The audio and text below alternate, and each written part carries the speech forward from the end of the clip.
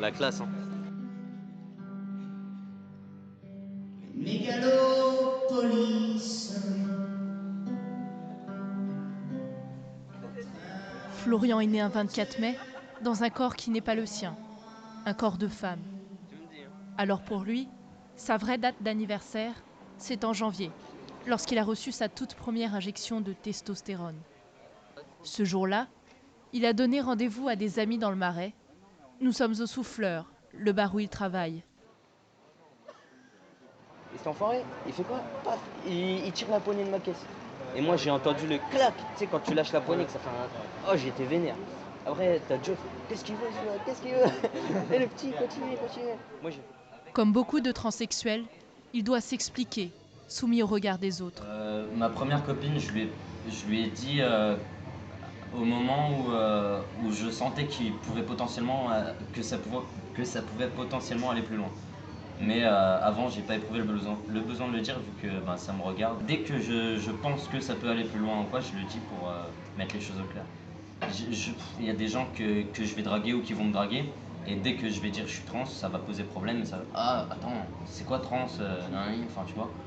Mais voilà, après le tri, comme tu dis, il est vite fait. C'est hop, écoute, tu sais pas ce que c'est, mais tu veux pas non plus savoir, enfin, essayer de comprendre, tu dégages et puis j'ai rien à faire avec toi, quoi, tu vois. Florian fait des études de commerce, mais il les délaisserait bien pour un travail à plein temps au bar. Une de ses passions, la création de cocktails. Sa dernière invention, c'est le Y, comme pour le chromosome masculin.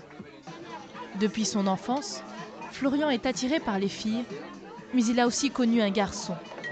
À présent, il ne pense pas qu'on tombe amoureux d'un genre, mais d'une personnalité. Et en amitié, il a toujours été soutenu par Jonathan.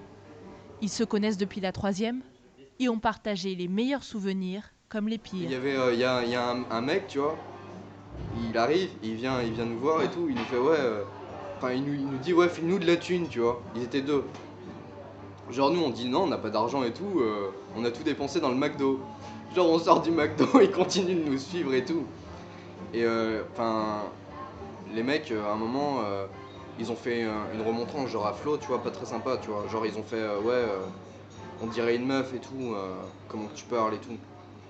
Et au bout d'un moment, on a croisé des gens, ils nous ont sauvé la vie, genre les mecs ils nous ont lâchés après.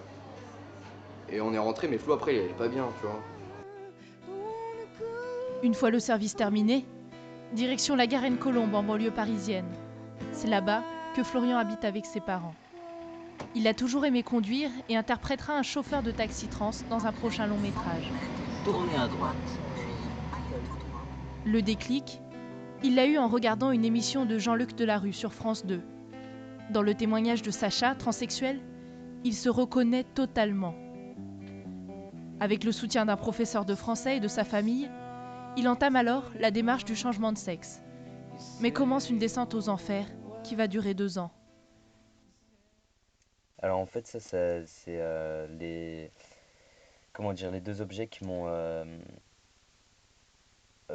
aidé à tenir dans le sens où qui m'ont aidé à extérioriser quand quand je savais vraiment plus où j'en étais dans le sens où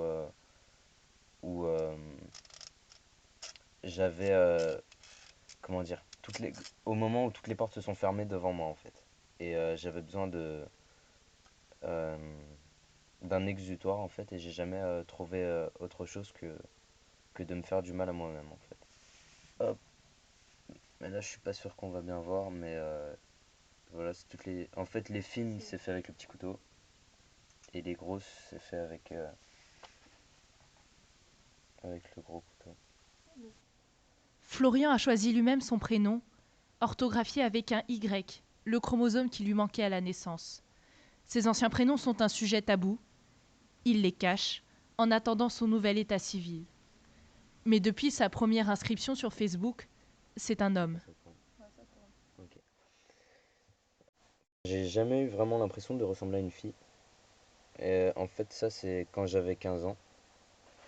Du coup, voilà, je sais pas. Je faisais jeune garçon, mais je trouve pas que je faisais fille. Voilà, après 16 ans, 17 ans. Et là, en fait, entre cette photo et cette photo, il y a eu la prise de testo. Et ça se voit la forme de la mâchoire, la barbe qui est arrivée un petit peu, les boutons qui sont arrivés aussi. Les boutons. Ouais, parce qu'on refait une puberté en fait. Et puis voilà, 18 ans, et là il y a, enfin on voit pas parce que j'étais rasé ce coup-ci, mais il y a la barbe qui est vraiment arrivée.